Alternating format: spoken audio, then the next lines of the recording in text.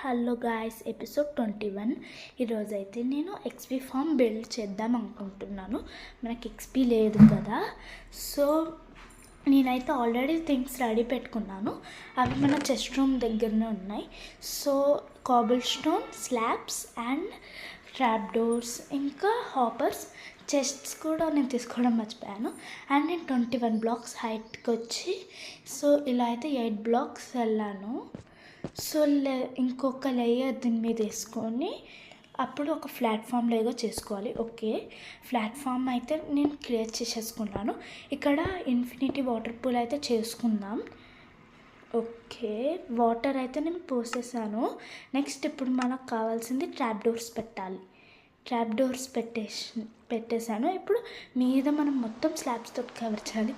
ఇదేంటిది వాన పడుతుంది. ఓకే, మనదైతే కంప్లీట్ అయిపోయింది. సో మంచిగానే వర్క్ అవుతుంది. ఓకే.